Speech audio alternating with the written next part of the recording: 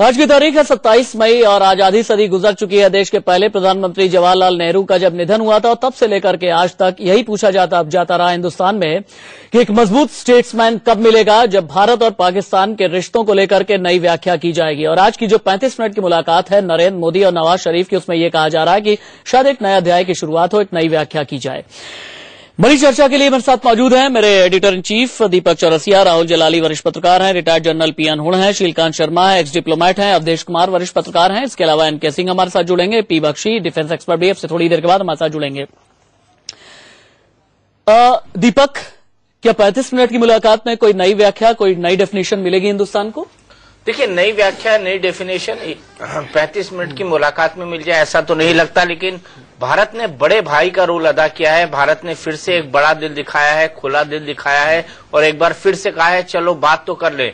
मुझे अच्छी तरह याद है राज्यसभा के अंदर जब बहस चल रही थी कि आखिरकार परवेज मुशर्रफ से क्यों मिले प्रधानमंत्री, तब के प्रधानमंत्री अटल बिहारी वाजपेयी, तो अटल बिहारी वाजपेयी ने कहा था जब मैं ग्वालियर से ट्रेन से आता हूं तो मुझे चारों तरफ लिखा रहता है रिश्ते ही रिश्ते, लिखे या मिले, तो मैंने सोचा मिल तो लूं, तो अगर मिल भी रहे हैं तो इसमें ऐतराज क्या है। और रिश्ते ही रिश्ते हैं, रिश्ते कहीं से भी खुल जाएं, कहीं से भी उसकी चाबी मिल जाए, किसी भी तरह से खुल जाए, तो अगर रिश्ते खुलते हैं दोनों के बीच तो ये बहुत अच्छी बात होगी। लेकिन कोई बहुत ज्यादा मजबूत इससे की शुरुआत हो, कोई बहुत ज्यादा ठोस निर्णय हो जाए 35 मिनट की मुलाकात में, ये बहुत कम लगता है, क्योंकि इसे एमए भी एक कर्टसी भेंट कह रही है, शिष्टाचार मुलाकात कह रही है, क्योंकि शपथ ग्रहण समारोह का न्योता था, उसमें ये तमाम लोग आए थे और उसके बाद की एक शिष्टाचार मुलाकात है। बहुत कुछ तो नहीं निकलेगा, लेकिन एजेंडे पर बात जरूर होगी और बात निकलेगी तो फिर दूर तक जाएगी। पी अनहुण साहब के पास चलते हैं, काफी देर से हमारे साथ में मौजूद हैं। पी अनहुण जी, मेरे एडिटर इन चीफ दीपक चौरसिया ने जो बात कही है, रिश्ते ही रिश्ते वाला जो वाकया उन्होंने याद दिलाया अटल बिहारी वाजपेयी का, आपने सुना होगा। लेकिन रिश्ते ही तो नहीं मिलते पाकिस्तान की तरफ से, ना तो ताशकंद में मिले, ना शिमला में मिले, ना आगरा में मिले, ना लाहौर में मिले। 27 मई 2014 को दिल्ली में मिलेंगे क्या?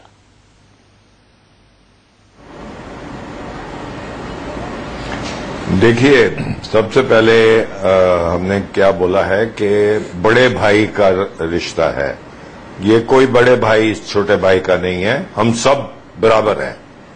पर सबसे अच्छी बात जो है वो ये हुई है कि जो अपने प्रधानमंत्री हैं आज, उन्होंने ये सोचा है कि सबको बुलाएं और इकट्ठा करें।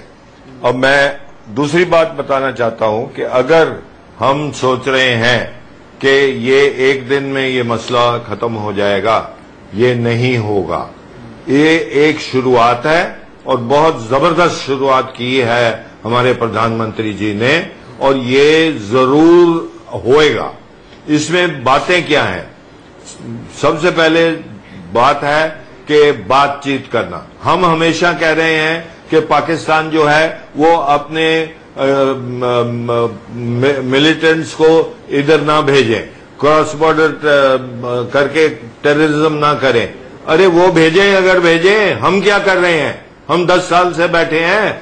अगर कोई आता है, ठीक है, 26/11 भी हुआ है, उसमें दाऊद इब्राहिम है, कोई भी है, आप देखिए क्या हुआ है कि हम नहीं रोक सकते इनको कि ये हर एक साइड से आ रहे हैं। ये हमारी गवर्नमेंट की बहुत वीकनेस है पिछले 10 साल की, और हम किसी को प्रार्थना करते हैं कि जी आप मत भेजो बॉर्डर क्रॉस करके। नहीं, बॉर्डर क्रॉस जो करेगा उसको सजा मिलेगी और वो हम दे सकते हैं। सो इसमें कोई ऐसी बात नहीं है। दूसरी बात, ये मसला कब हल होगा? कश्मीर का सबसे बड़ा मसला है, और कश्मीर का मसला भी जो हम जाते हैं, बातचीत करते हैं, हमें पूरा पक्का यकीन होना चाहिए कि क्या है कश्मीर। 1947 26 सितंबर को कबालियों ने अटैक किया और उस वक्त महाराजा हरि सिंह थे। उन्होंने मदद मांगी जवाहरलाल नेहरू से कि फौज भेज दो, हमारे ऊपर हमला हुआ है। लॉर्ड माउंटबेटन थे तब, जो कि supreme commander of both Pakistan and India थे, और उन्होंने सलाह दी कि जब तक ये दस्तखत नहीं होते कि कश्मीर सीड कर जाता है और तब तक आप मत भेजिए। अच्छा, हो गया। साइन हो गया। तो अब कश्मीर का क्या मसला है? कश्मीर का मसला है कि जो पीओके के एरियाज इन्होंने ऑक्युपाई करे हैं उनको हमने वापस देना है, वो पाक ऑक्युपाइड कश्मीर है। इसके लिए बहुत जरूरी है, आपको माफी के साथ रुकना पड़ रहा है, कमर्शियल ब्रेक के लिए मुझे रुकना है। इसके लिए बहुत जरूरी है कि नरेंद्र मोदी नवाज शरीफ को सच का सामना कराएं। 35 मिनट में क्या सच का सामना होगा, इस पर भी बातचीत होगी एक ब्रेक के बाद। इस वक्त सक्रिय थे, उन्होंने 2004 के रिजोल्यूशन में बड़ी मशक्कत के साथ इस शब्द को जुड़वाया था और क्रॉस बॉर्डर टेररिज्म शब्द को हटा दिया गया था।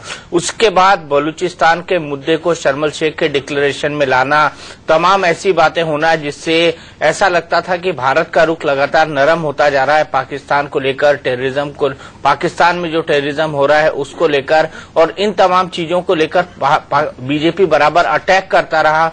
और अटैक का मोड इतना कड़ा था, तेवर इतने तीखे थे कि मनमोहन सिंह अगर चाहते कुछ भी करना तो पब्लिक परसेप्शन में ऐसा ही लगता कि मनमोहन सिंह जो कर रहे हैं वो ठीक नहीं है, जो कर रहे हैं वो उचित नहीं है, जो कर रहे हैं उसके पीछे पब्लिक का मैंडेट नहीं है, उसके पीछे जनता खुश नहीं है। तो ये तमाम कारण थे जिसके चलते मनमोहन सिंह जो करना चाहते थे वो नहीं कर पाए, जो करने की इच्छा रखते थे वो नहीं कर पाए, जो उनका रोड मैप था वो सक्सेसफुल नहीं हो पाया। उनके पूरे 10 साल वो चाहते थे कि वो इतिहास में अपना नाम लिख के जाएं। हर प्रधानमंत्री यही चाहता है कि भारत और पाकिस्तान के मसले पर कोई ऐसा माइलस्टोन वो छोड़कर जाए जिससे जनता आने वाले समय में याद रखे, जैसे अटल बिहारी वाजपेयी लाहौर बस का छोड़ के गए हैं। लेकिन मनमोहन सिंह ऐसा नहीं कर पाए और यही कारण है कि मनमोहन सिंह के मन में जरूर एक टीस रहेगी। रही बात नरेंद्र मोदी की, तो नरेंद्र मोदी की जो शुरुआत है उन्होंने छक्का लगा के की है, लेकिन ये देखना पड़ेगा कि भारत और पाकिस्तान का मैच कोई 20-20 ओवर का मैच नहीं है, ये एक टेस्ट मैच है। छक्का तो उन्होंने लगा दिया है पहली बॉल पे, लेकिन आगे के ओवर्स वो कैसे खेलते हैं ये देखना बेहद महत्वपूर्ण है। टेस्ट मैच भी 5 दिन का होता है और फिलहाल सरकार तो 5 साल चलेगी ही चलेगी, इतना इसीलिए मैं कह रहा हूँ 5 साल का बात है, वो 5 दिन का टेस्ट मैच होता है, ये 5 साल का टेस्ट मैच। जी। दीपक, बहुत संक्षिप्त, मैं इससे पहले कि आगे बढ़ूं बाकी मेहमानों की तरह, बहुत संक्षिप्त टिप्पणी। ये तस्वीरें आप देखिए, कल मियां नवाज शरीफ ने कोट पहना हुआ था, बैगनी रंग की टाई लगाई हुई थी, पिंक कलर की शर्ट पहनी हुई थी, और आज पठानी सूट। कई बार ये कहता है कि जब आप किसी डिप्लोमेटिक बातचीत के लिए आ रहे होते हैं और किसी दूसरे राष्ट्र में आ रहे होते हैं तो राष्ट्राध्यक्ष का जो पहनावा होता है बहुत मायने रखता है। कोई संकेत?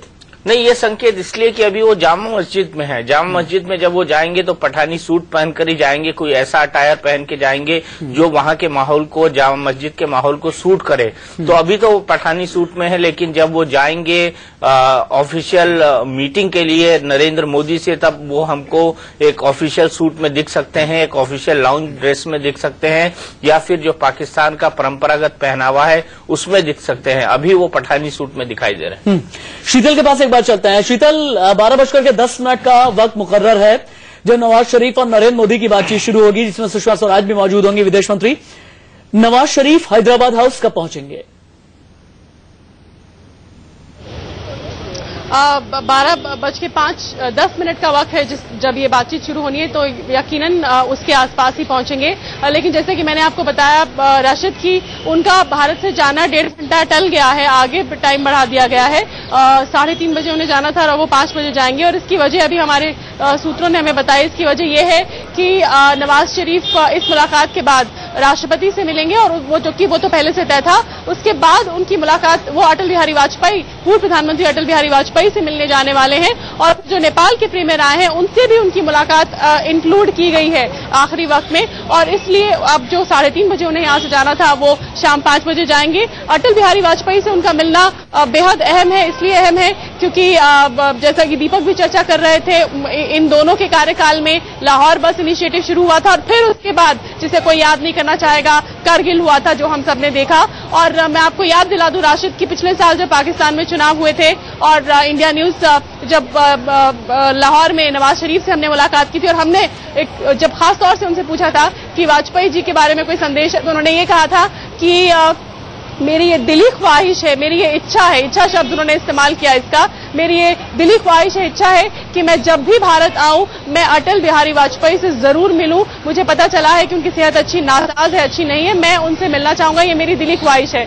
और क्योंकि वो भारत आए हैं, आकस्मिक उनका ये दौरा है, अचानक ये तय हुआ है नरेंद्र मोदी की कृपा से, और इसलिए उन्होंने वो जो बात कही थी पिछले साल इंडिया न्यूज से हमारे कैमरा पर, उस बात को रखते हुए वो अटल बिहारी वाजपेयी से मुलाकात करेंगे। यहाँ की बातचीत को निपटाने के बाद, राष्ट्रपति से मिलने के बाद अटल बिहारी वाजपेयी के पास जाएंगे और उसके बाद नेपाल के प्रीमियर से मिलकर फिर वो पाकिस्तान वापस लौट जाएंगे। राशिद। शीतल, आपने कृपा शब्द का इस्तेमाल किया है। इस कृपा शब्द ने नरेंद्र मोदी के आंसू निकाल दिए थे, हम ये भूल नहीं सकते। खैर, राहुल जलाली के पास हम चलते हैं। राहुल जलाली, 35 मिनट में मेजबान के पास क्या होगा, मेहमान के पास क्या होगा, और ज्यादा जिम्मेदारी रिश्तों में मजबूती की मेहमान के कंधों पर है या मेजबान के? देखिए, दोनों के कंधों पे, क्योंकि अगर आप जो हिस्ट्री देखिए जो हमारे बातचीतों का है, ये 1950 में शुरुआत हुई थी, जिसे नेहरू लियाकत पैक्ट कहा जाता था।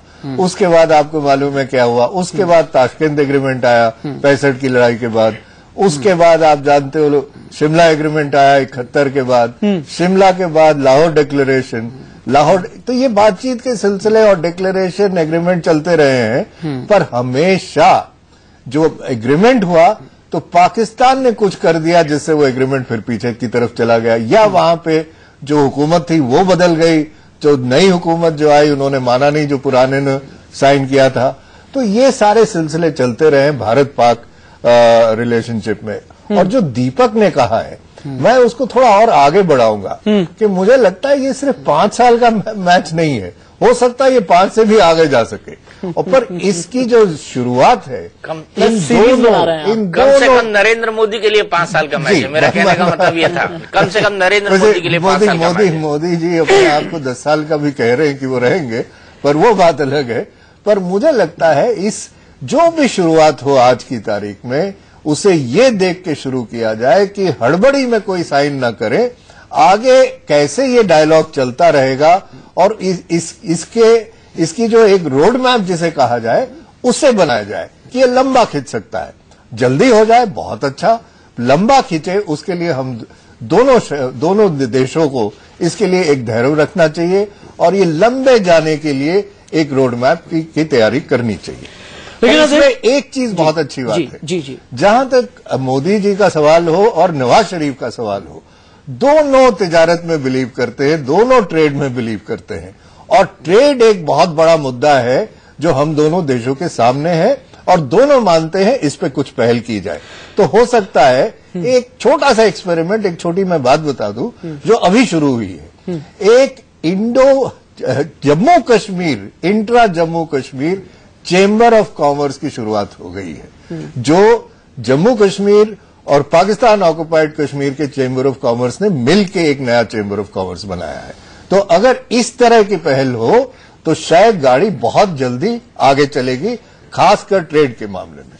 लेकिन अवधेश जी, जनवरी 2002 में परवेज मुशर्रफ गोली की तरह अपनी सीट से जैसे ही उठे हैं, उसके बाद से हमने ये देखा है कि 1 दशक या सवा दशक में बहुत हुआ है, क्रिकेट डिप्लोमेसी हुई है, बहुत हुआ है, संयुक्त राष्ट्र जनरल असेंबली की सालाना बैठक में हाय हेलो जाती है, हाय हेलो कैसे हैं आप ठीक हैं, आप ठीक हैं, चाय पियो, ये पियो, जूस पियो, बस इतना ही भर रहता है।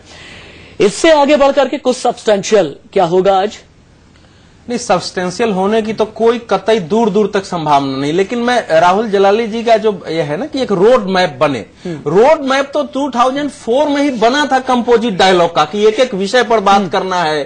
बैक चैनल डिप्लोमेसी भी चलती रही है, लेकिन वो चलते चलते 2006 में 13 जुलाई 2006 को मुंबई के ट्रेन पर हमला हो गया, फिर बात रुक गई। लेकिन मनमोहन सिंह ने क्या किया कि उसके 2 महीने बाद सितंबर में हवाई द्वीप में गए और पाकिस्तान के साथ टेररिज्म पर ऑपरेशन का समझौता कर लिया मनमोहन सिंह ने, और इंटेलिजेंस पर बहुत हंगामा हुआ यहाँ कि भैया 2 महीने में आप कह रहे थे। उसके बाद फिर हंगामा हुआ, उसके बाद हमले पर हमले होते रहे, फिर मुंबई हो गया, सारी बात रुक गई है। इस समय का सिचुएशन यह है कि 7 लोग मुंबई हमले में वहां गिरफ्तार किए गए, जिन पर मुकदमा चल रहा है, 20 लोग फरार हैं। हम हाफिज सईद को कहते हैं, मैं केवल एक चीज याद दिलाऊंगा, जब 14 दिसंबर 2012 को रहमान मलिक यहां आए थे तो आए थे तो कहे थे मैं शांति का पैगाम लेके आया हूं, लेकिन जब पत्रकारों ने पूछा कि आप मुंबई हमले पर बोलिए तो बोले कि मुंबई हमले पर बोलूं, आप जरा समझौते हमले पर बोलिए, आप जरा बाबरी मस्जिद जो तोड़ा उस पर बोलिए, और पूरा वातावरण खराब हो गया और हमारे गृह मंत्री को संसद में इसके विरुद्ध बयान देना पड़ा।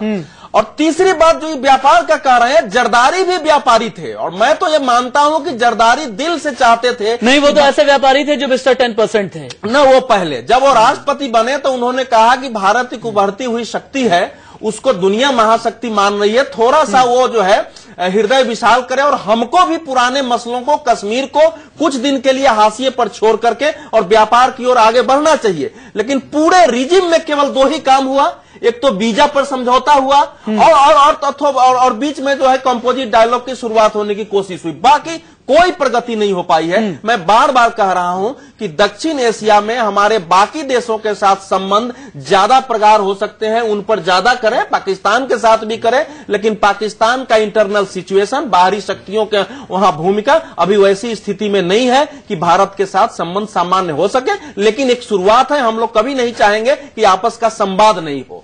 श्रीकांत शर्मा जी बड़ी बुनियादी बात कर रहे थे। बिल्कुल आखिर में अवधेश कुमार, उनका ये कहना है क्योंकि जो पाकिस्तान की तथाकथित डेमोक्रेसी है, तथाकथित जमहूरियत है, उसकी बड़ी बंदिशें हैं, आईएसआई की होती हैं, फौज की होती हैं, और इसीलिए जो उनका नीति नियंता है सीधे तौर पर एक बिल्कुल सीधा फैसला नहीं ले पाते। एक बात तो यह है। दूसरी बात यह है कि हिंदुस्तान में एक सच्चे और अच्छे स्टेट्समैन की कमी रही। अगर नहीं होती तो शर्म शेख में जाकर के बलूचिस्तान के वाला मसला ना उठ जाता। क्या एक मजबूत स्टेट्समैन के तौर पर नरेंद्र मोदी को अब देखा जा सकता है, भले ही पड़ोस की जो जमहूरियत है वो मजबूत ना हो? ये बात जरूरी है कि पड़ोसियों से बात करने के पहले आप अपना घर ठीक कर लें, और नरेंद्र मोदी की जो कंसिस्टेंट मैसेज है वो यही रही है कि पहले देश को मजबूत करें। तो जो इस मैसेज के साक्ष्य से आते हैं, वो जब पड़ोसियों को बुलाते हैं तो उसका जो तात्पर्य है बहुत अलग है। दूसरा, एक बात मैं आपको बताना चाहता हूं, थोड़ा सा प्रसंग को लाना चाहता हूं। हाँ। सार्क देशों में, सब देशों में आज डेमोक्रेसी है, सब जगह प्रजातंत्र है। तो प्रजातांत्रिक होने के कारण ये लोग सब अच्छी तरह श्रीकांत जी आपको